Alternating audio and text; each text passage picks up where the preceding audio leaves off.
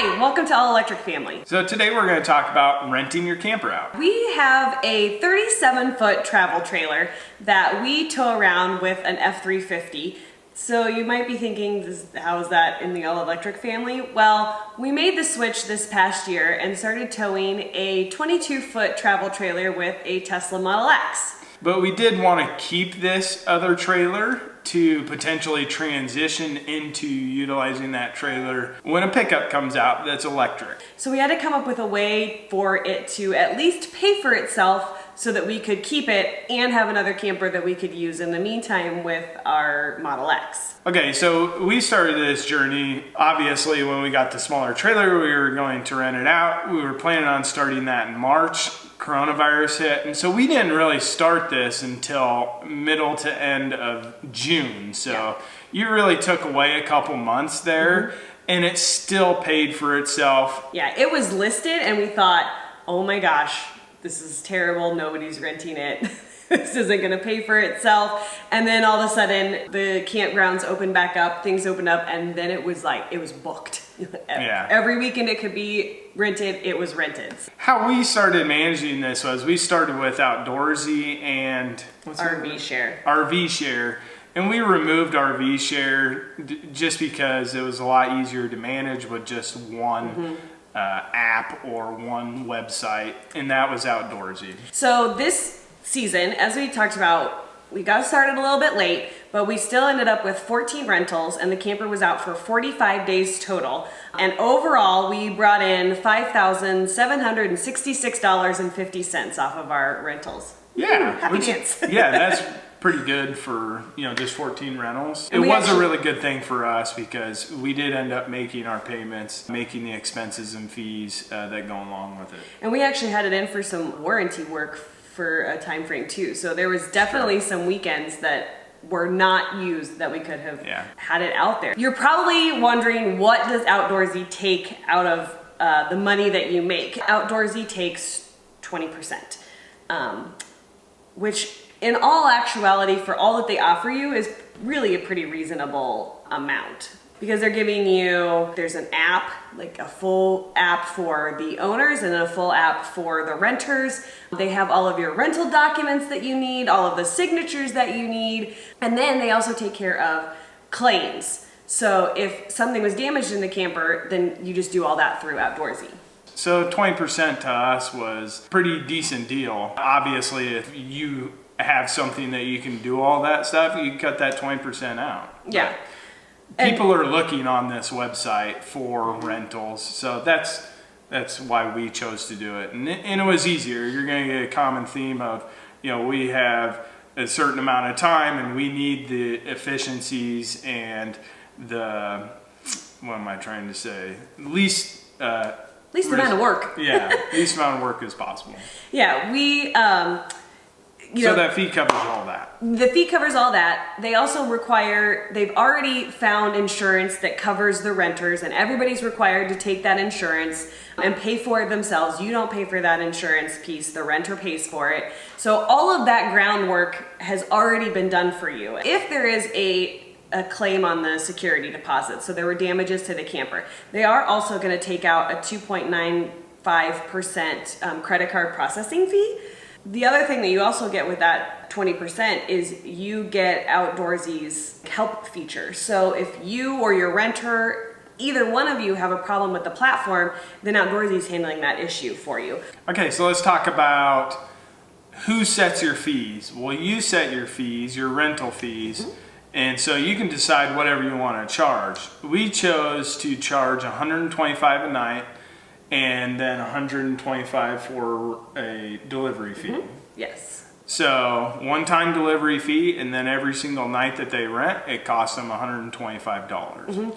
And then you can also set rules for if you want to offer a discount if somebody rents for a week or a month or whatever the time frame may be. Know that you get to decide all those fees. The rental rate. Yeah. The other thing that you should also know is that you can also pick the distance that you're willing to travel to deliver your camper, or how far you want them to take your camper. So if you want it to stay within a 50-mile radius, there isn't a choice to say delivery only, but that was a choice that we ended up making for our camper, was that we would only deliver. We don't let anybody tow the camper.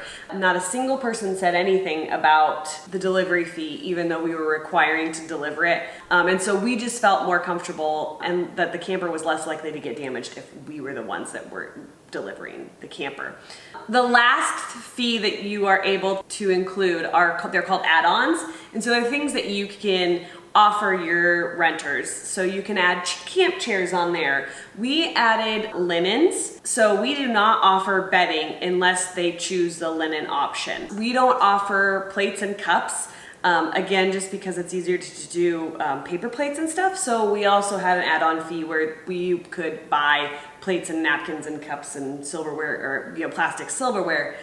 So those were all add-ons. So you can add those extra fees. Another add-on that we had on there was an excessive cleaning fee. So if it came back really dirty, there was I think $175 cleaning fee. There's a $1,500 fee for smoking. So you can add those add-ons, and they can be charged after the fact too. So that's good to know as well. So what are the things that we learned from this experience? We definitely, moving forward, will just stick with one online rental app, and that's going to be Outdoorsy. Mm-hmm. You can totally make this work for you and what works best for you. This is an empty camper that we're using, but we could absolutely make this work with a camper that we're also using. That's our only camper. If we wanted to offset the cost of buying a camper, you could totally do that if you let it rent out every other weekend. If you were gonna ask the question of would we do it again, absolutely yes, we would do it again. Yeah, we would do it again, and we're gonna list both campers next year. We're gonna start there and see how it goes. Yeah. So I think one thing that is really important to remember, and that we kind of learned as we were going along through the process, is that it's our camper. We get to make the decision on what we want to do with it. Outdoorsy does not tell you that you have to rent to every person that asks, or that you have to, have it rented out a certain amount of time or anything like that. It is all up to you. And I think that's important to remember. Just to give you an idea, we probably turned down 20 to 25 rental. We asked a lot of questions. They wanted to tow it themselves. I understand some of them could have been capable, but we're not comfortable with that. And so when in doubt, don't rent it. That's one tip that I would give to people. Because like Katie said, it's your camper. Yeah. And that's the other thing, is we always had a conversation first with the renters before we agreed to let them use the camper. So, Steve said asking the questions. One of the things that we learned is that you should always ask if they are renting it for themselves or if they are renting it for someone else to use. Ask those questions. Find out what they're doing with it before you rent it, so you can make the decision on your own. The damages that we did have to the camper, it was all super minimal. Yeah, so we had 2 times that we could have made claims. We only made a claim 1 time. The first time we should have, but we didn't. We kind of thought we could fix it without having to pay anything, but we couldn't. Ended up being a $25 fix. But then on the second time, they did tear the screen. And so we were able to actually charge for that one, a very minimal fee, but it worked out good. So when there is a claim, you definitely are able to actually make that claim and collect on that. And it's an easy process. So I just called the local hardware store and asked how much it would be to repair a screen door. They gave me a quote on the price, and so then I went into the app, and there's a spot where it says, make a claim. You put in the price that you need to take out from their security deposit. You write a little note as to why, and then Outdoorsy takes the fee out. And you have 7 days after the rental to make that claim. Yeah. One of the big things is taking pictures in front of the renter too. Yes. Because in that app, the actual process, what's that called? The handoff process? The handoff process, you have to take photos of the outside and the inside. And so that's if there's some sort of claim, you actually can show them that there was damage done. And so doing that in front of the renter, it really shows them that you're documenting what the camper looks like beforehand, and on the back side of it, you're gonna have less of an issue. Yeah, just let them see you physically Yeah. taking the pictures. You could do it before they get there, but then they don't know that you're documenting it. Yeah. And it, you know, so then they're like, oh, well, they'll never notice. Well, Yeah. if they see you taking the pictures, then clearly you're going to notice that it's different, you know, so. So let's get into how long it takes to get it ready and get it out there and bring it home. How much work's in it for us? Yeah, so we had to divide and conquer. Mostly that's because of our schedule. And so, you know, for me, typically my process is to fill the tank with fresh water, hook up to it and drive it out there and do the handoff and go and pick it up, you know, do the checkout process and bring it back home, flush the tanks out, all that stuff. So typically for that, it took about 3 hours. So I would take care of like the prep work. So the cleaning it before and after rentals, making sure that they have all of the supplies that they need. So like there's some things that we do provide, like toilet paper, paper towels, cleaning sprays, a broom, Swiffer mop, hand soap. So making sure all of that kind of stuff is full and they have what they need for their stay.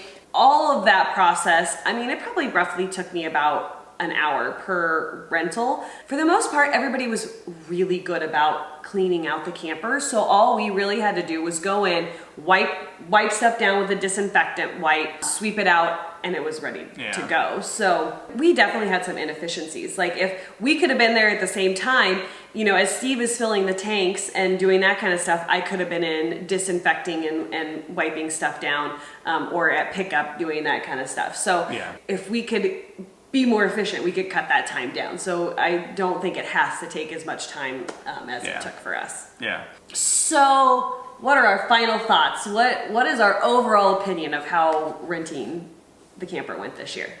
Overall, it went really well. There wasn't any bad parts of the process. Like we didn't have any bad renters. We didn't have to argue with anybody. It was just a pretty smooth process. Yeah. If you have any questions about it, any concerns about it, anything you want to know, be sure to drop us a question in the comments. We will answer those questions as best we can. Appreciate you watching this video. Be sure to click that subscribe button and ring the bell so you never miss any videos. And again, let us know if you have any questions. We'll be glad to help. Thanks, guys. Bye.